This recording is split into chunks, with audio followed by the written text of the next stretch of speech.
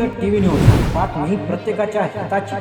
सांगली शहरातून एक मोठी आणि महत्त्वाची बातमी समोर येत आहे। विश्रामबाग चौक येथे विना परवाना उभारण्यात आलेल्या तब्बल 67 खोक्यांवर आज मोठी कारवाई करण्यात आली। ही धडक कारवाई सांगली मिरज कुपवाड महानगरपालिका प्रशासनाकडून राबवण्यात आली। या कारवाईचे नेतृत्व महापालिका आयुक्त सत्यम गांधी यांनी केले।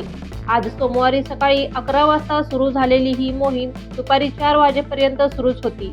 कारवाई दरम्यान काही खोकीधारकांनी तीव्र विरोध करण्याचा प्रयत्न केला, मात्र आयुक्त सत्यम गांधी यांनी पोलीस बंदोबस्तात कारवाई सुरू ठेवत सर्व बेकायदेशीर खोकी जेसीबी यंत्राच्या सहाय्याने जमीनदोस्त केली। जे काही अनधिकृत बांधकाम आणि अतिक्रमण होते त्याच्यावर कारवाई करण्यात येत आहे।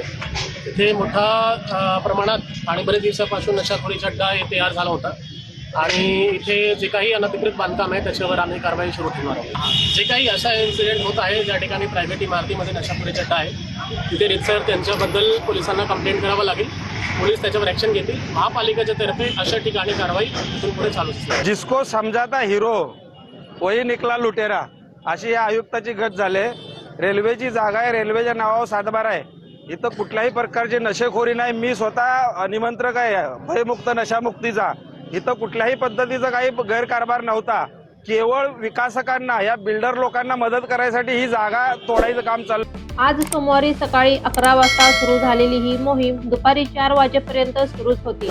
कारवाई दरम्यान काही खोकीधारकांनी तीव्र विरोध करण्याचा प्रयत्न केला, मात्र आयुक्त सत्यम गांधी यांनी पोलीस बंदोबस्तात कारवाई सुरू ठेवत सर्व बेकायदेशीर खोकी जेसीबी यंत्राच्या सहाय्याने जमीनदोस्त केली। या मोठ्या कारवाई वेळी अतिरिक्त आयुक्त राहुल रोकडे, उपायुक्त अश्विनी पाटील तसेच स्मृती पाटील यांच्यासह अतिक्रमण निर्मूलन विभाग प्रमुख मद्रासी आणि महापालिकेचे अतिक्रमण विरोधी पथक उपस्थित होते। विश्रामबाग चौकातील वाहतूक कोंडी आणि नागरिकांच्या गैरसोयीच्या पार्श्वभूमीवर ही कारवाई करण्यात आल्याची माहिती प्रशासनाकडून देण्यात आली आहे। शहरातील अतिक्रमणाविरोधात पुढील काळातही अशाच कारवाया सुरू राहणार असल्याचे संकेत प्रशासनाने दिले आहेत। जनहित टीव्ही न्यूज, बातमी प्रत्येकाच्या हिताची।